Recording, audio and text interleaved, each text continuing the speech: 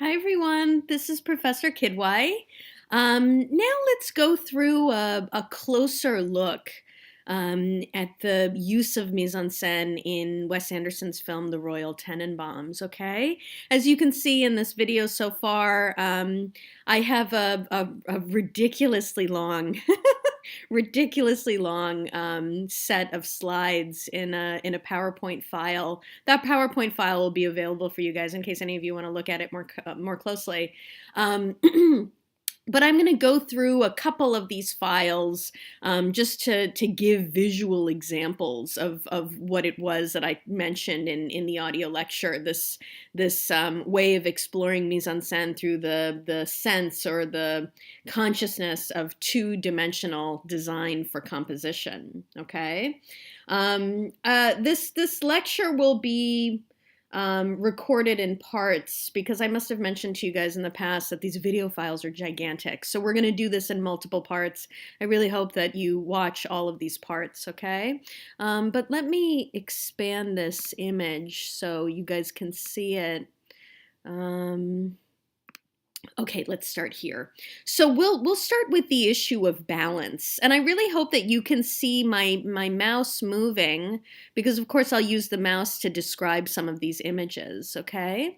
But one of the components of two-dimensional design of composition is the use of symmetry, okay? Now symmetry can be used to connote something that is harmonious, right? Here we have the character of Ethel, of Ethelene, and she's centered in the frame, right? Look at the middle of the frame. There's probably, mostly equal distance from each elbow to the edge of the frame, right? She's centered here in the frame.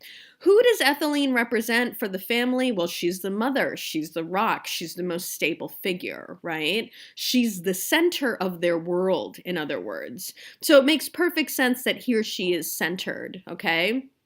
She features for this shot, this still, she is featured in a series of other centered images that introduces all of the main characters. It introduces the players, right? In Orson Welles' Magnificent Ambersons, he does the same thing. He does the same strategy of introducing all of the players in the film, right?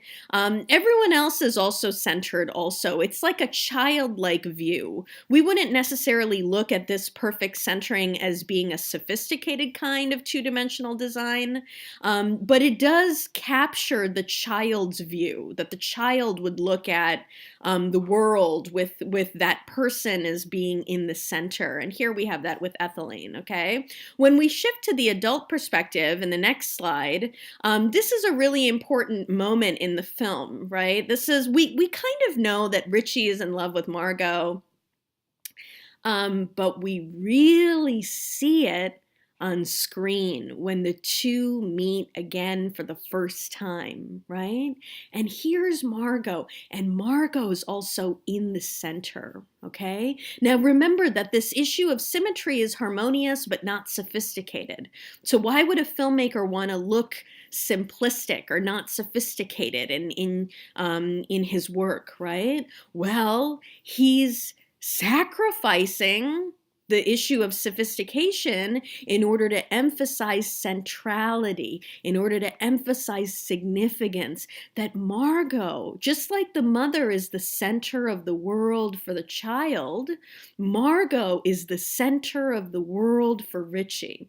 That everything else, everything in the background sort of fades away, right? All the lines on the road, look at the use of set design. She's centered here in the crosswalk, right? So meaning all of the visual components are like big arrows pointing to Margot, pointing to Margot. The bus is pointing to Margot. This other bus is pointing to Margot, right? This one literally. This line is pointing to Margot. This line is pointing to Margot.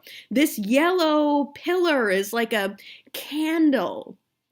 It's like a flame burning in her honor, right? I mean, maybe not. Maybe it was Maybe it was just there. I'm saying, how can we interpret these artistic elements, right? How can we interpret them? It might have been just random that it's there, but we can interpret it as having meaning. That it's the flame, it's the candle he's holding up to her beauty, And she does look so beautiful here, right? In this kind of golden light with her golden hair and her golden fur coat, right? Let's keep going.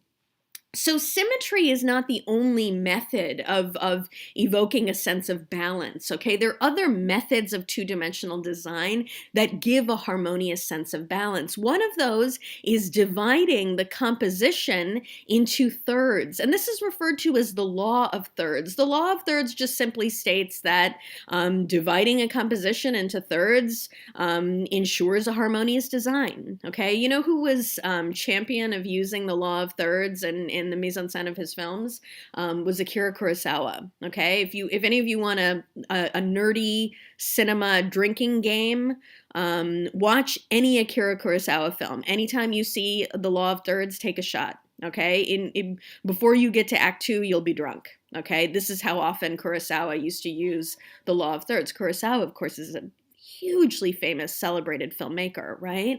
Why would this technique be harmonious? Why would it be useful? It directs the eyes, right? In this composition here, we see it split, okay? The 1/3 is the friend who fakes being the doctor, right? The other third is Royal. He's in the center here. Royal is the focus. Always Royal is the focus, right? Here he is in the center, but a little bit to the back, okay? And next to him is this empty space. What is that emptiness? It could be anything. The ghost of Royal, okay? Royal takes up so much space that there's Royal and an extra space, right? He charges into the lives of everyone with all of this weight, all of this burden. This is also the luggage that he carries, right? The trauma that he causes. It's the emptiness he feels inside. We can analyze it in a million different ways, right? But for a shot like this, where Royal is scheming and planning, I mean, look at this great still, right? With the cigarette and the hand on the hip. It's this wonderful pose. It's great staging or blocking of the actor, this pose, right? It's suggesting so much. How is it demonstrated? Through costuming, through blocking, through the law of thirds and composition design, okay? And Wes Anderson being so distinct about everything, you can see that Royal's third is so neatly delineated by these architectural elements in the elevator, right? These darker, I don't know what these are, but these decorational elements, you can see that he's sort of perfectly framed, just like a picture frame, right? He's perfectly framed in between these architectural elements, okay? Other forms of balance here, this is again the law of thirds. This one is more complex. We see that something is going on in the background, so this would be an example of two-dimensional design plus three-dimensional design, that something is happening in the depth, right? It's also a very complex sort of image because there are multiple frames, multiple spaces of action, let's say, in this two-dimensional design, but I'm using it to show yet another example of Wes Anderson using the law of thirds. This is a very easy still to use to understand the law of thirds. The the architectural elements define the thirds on screen for us, right? These two doors and the opening of the doors sort of show us the division of the composition into thirds, okay? Other aspects of balance that the filmmaker sometimes uses, and you guys, if I say author instead of filmmaker, just forgive me. Sometimes I mix up words, but another aspect or another type of balance that the filmmaker is using here is the radial balance, okay? This is a form of balance that exists often in nature. It's referred to as the golden spiral, right? The golden spiral is a natural form of design that is very influential in artwork, in architecture, and a lot of forms of design. Here we see Wes Anderson approximating it as well. with this center of the spiral being, ethylene at this table, playing bridge, and of course the larger part of the spiral being, these other members of the bridge club who are in the background, right? If you sort of trace starting with ethylene at the center and go larger and larger, you'll see that the individuals in the group, can you see these large circles that I'm doing? The individuals in the group all sort of fall along this imaginary invisible spiral. It's just like a brilliant technique, brilliant use of another form of balance, okay? This is a different type of balance that's known as pictorial balance. Okay, pictorial balance will refer to a composition that doesn't appear to be balanced immediately, but will be balanced by contrasting components. Okay, so in this case, this image does have a sense of balance because on the left-hand side of the composition, we see these vertical components, right? These vertical lines, in other words, and these vertical lines are balanced by a complementary set of horizontal lines on the right-hand side, right? The vertical lines are sort of tall, just like Royal in the center is sort of tall. He has these tall or long stethoscopes next to him. And on the right-hand side, we see the doctor. And we also see these who is lower than Royal, right? And we see these shorter horizontal elements that correspond to these taller vertical elements on the left-hand side of the image, okay? This is referred to as pictorial balance. Here's another example of pictorial balance.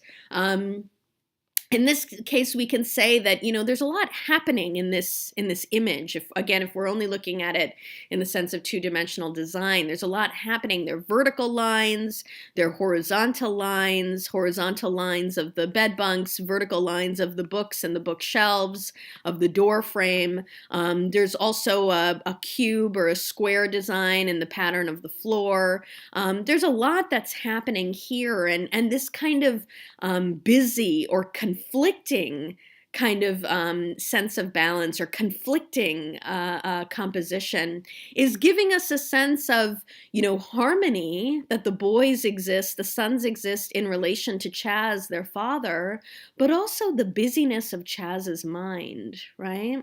The children sort of find their place in Chaz's chaotic world, but Chaz's world is filled with vertical lines and horizontal lines, okay, with baggage, with luggage that's stacked, right? Think about the symbolism of luggage, okay, stacked.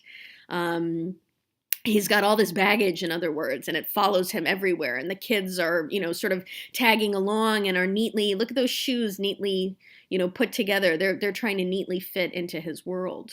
Okay.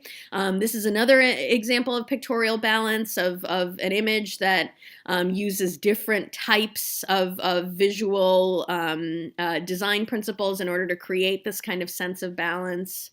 This is an example of imbalance, okay? Here we have an image that is not exactly symmetrical, okay? We have this huge architectural component that kind of towers in the space, okay? And then we have all of this emptiness here. In design, we'd refer to this emptiness as being negative space, right? This is all negative space. The only thing filling the negative space is Royal, and Royal is sort of small in comparison. I mean, he's still pretty big, but he's small in comparison to this actual, tower from the architecture of the house, right? And this kind of imbalance signifies a psychic imbalance. This is a very unstable moment for Chaz. We can't see Chaz in the frame, but this is a very unstable moment for Chaz, that suddenly the father figure, the figure who should be stable, who should be balanced, is shooting at his own son. It's a moment lacking stability. It's a moment lacking balance, in a childhood lacking balance. And this composition demonstrates it perfectly. See how good he is? He's so perfect, Wes Anderson, in this consideration. Maybe I'll stop here and I'll start a new, or actually I can say it I'll stop here and I'll start a new lecture. Okay. Thanks so much, you guys. Give me a second.